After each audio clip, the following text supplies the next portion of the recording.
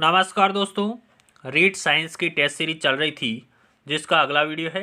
देखिए आज के वीडियो का पहला प्रश्न संख्या 2। मनुष्य के लिए शोर की सहनीय सीमा करीब कितनी होती है? तो ये होती है 85 डेसिबल। प्रश्न संख्या 3 की बात करें। एक मजदूर रेल की पटरी पर कार्य कर रहा था। एक लड़का कुछ दूरी पर अपने कान पटरियों पर रखकर जब मजदूर द्वारा की जाने वाली हथौड़े की आवाज़ को सुनता है तो उसे 2 बार आवाज़ सुनाई देती है। इसका कारण क्या है? तो देखिए ध्वनि का वेग है वो इस्पात में अधिक होता है। ध्वनि का वेग इस्पात में वायु की अपेक्षा अधिक होता है। सबसे ज़्यादा ठोस में होता है ध्वनि का वेग, उसके बाद द्रव्य में और उसके बाद गैस में। इस प्रकार से ध्वनि का वेग होता है। प्रश्न संख्या 4 की बात करें। जब दो लोग आपस में बात करते हैं तब कितने डेसिबल की ध्वनि उत्पन्न होती है? जब दो लोग आपस में बात करते हैं तो लगभग 30 से 40 डेसिबल की ध्वनि उत्पन्न होती है। अगले प्रश्न की बात करें।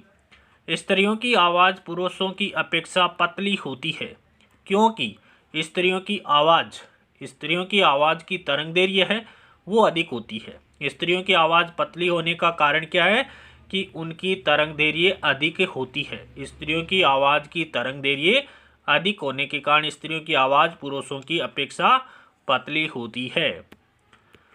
प्रश्न संख्या 6 की बात करें। ध्वनि की गति धीमी होती है।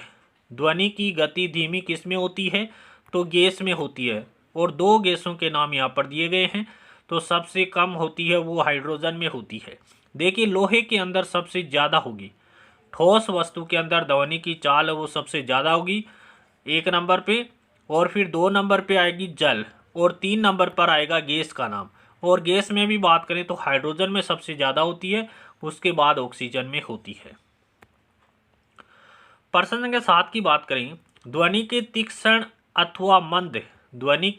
अथवा मंद होने के गुण को क्या कहते हैं? तो तारत्व कहा जाता है। ध्वनि के तीक्ष्ण और मंद होने के गुण को क्या कहते हैं? तारत्व कहते हैं। प्रश्न संख्या 8 की बात करें। किसी अवरोध से टकराकर लौटने वाली ध्वनि को क्या कहते हैं? किसी अवरोध से टकराकर लौटने वाली ध्वनि को प्रतिध्वनि कहा जाता है।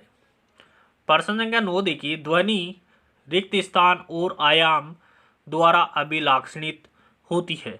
तो ध्वनि है वो आवर्ती और आयाम के द्वारा अभिलाक्षणित होती है। ध्वनि है वो आवर्ती और आयाम द्वारा अभिलाक्षणित होती है। अगले प्रश्न की बात करते हैं। जब कोई तरंग किसी माध्यम से गुजरती है तो नियत गति से ऊर्जा का स्थानांतरण होता है। जब कोई तरंग किसी माध्यम से गुजरती है तो नियत गति से ऊर्जा का स्थानांतरण होता है। प्रश्न संख्या 11 की बात करें। ताप बढ़ने से हवा में ध्वनि का वेग, ताप बढ़ेगा तो हवा में ध्वनि का वेग भी बढ़ता है। ताप की बढ़ने पर हवा में ध्वनि का वेग बढ़ता है। प्रश्न संख्या 12 देखिए। ध्वनि की पिच किसको बोलते हैं? तीक्ष्णता को बोलते हैं। ध्वनि की पिच का निर्धारण किसके द्वारा होता है? तो ध्वनि की तीक्ष्णता का निर्धारण है वो आवृत्ति के द्वारा होता है। प्रश्न संख्या 13 की बात करें हैं। किसी ध्वनि की स्पष्ट पृथक प्रतिध्वनि सुनी जाती है जब ध्वनि का स्रोत और परावर्तक की न्यूनतम दूरी कितनी होनी चाहिए? लगभग 17 मीटर होनी चाहिए। कौन सा ऑप्शन 17 मीटर के आसपास है? तो 16.5 मीटर हो जाएगा।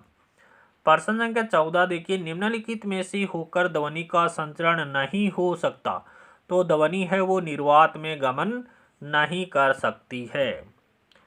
प्रश्न संख्या 15 की बात करें। निम्नलिखित में से कौन सी ध्वनि हम नहीं सुन सकते? कौन सी ध्वनि नहीं सुन सकते? तो 20,000 हर्ट्ज की आवृत्ति की ध्वनि है या 20,000 से ऊपर की आवृत्ति की दो ध्वनि है उसको हम नहीं सुन सकते। तो कौन सा ऑप्शन हो जाएगा? 25,000 हर्ट्ज की आवृत्ति को ध्वनि है वो हमारे द्वारा नहीं सुनी जा सकती है। इसको प्राश्रव्य ध्वनि कहते हैं। प्रश्न संख्या 16 देखिए, ध्वनि को आंखों के रूप में प्रयोग करने वाला प्राणी कौन सा है? तो चमगादड़ है, वो ध्वनि को आंखों के रूप में प्रयोग करता है। प्रश्न संख्या 17 देखिए, प्राश्रव्य ध्वनि तरंगों की आवृत्ति होती है। प्राश्रव्य तरंगों की आवृत्ति कितनी होती है? तो 20,000 से अधिक हर्ट्ज वाली आवृत्ति को प्राश्रव्य तरंगे कहते हैं। या फिर इस 20,000 को हम किलो हर्ट्ज में बदलें तो इसमें 1000 का भाग लगा देंगे और 1000 का भाग लगाएंगे तो क्या आ जाएगा? 20 किलो हर्ट्ज आ जाएगा। 20 किलो हर्ट्ज आ जाएगा। इसको 20,000 को हर्ट्ज बोलेंगे और 20 किलो हर्ट्ज, तो ऑप्शन 4 यहाँ पर राइट हो जाएगा कि प्राश्रव्य तरंगों की आवृत्ति कितनी होती है? 20,000 हर्ट्ज कह दो या 20,000 किलो हर्ट्ज से अधिक आवृत्ति की जो तरंगे हैं उनको प्राश्रव्य तरंगे कहा जाता है।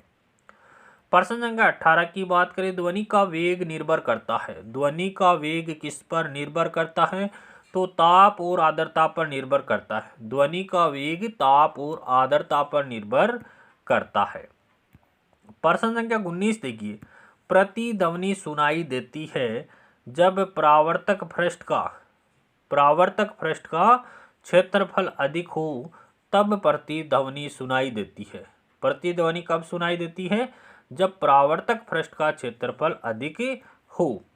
प्रश्न संख्या 20 देखिए, ध्वनि तरंग अपने मार्ग में रुकावट आने पर मुड़ जाती है। ध्वनि तरंगों के मार्ग में रुकावट आती है तो वो मुड़कर के गमन करने लगती है।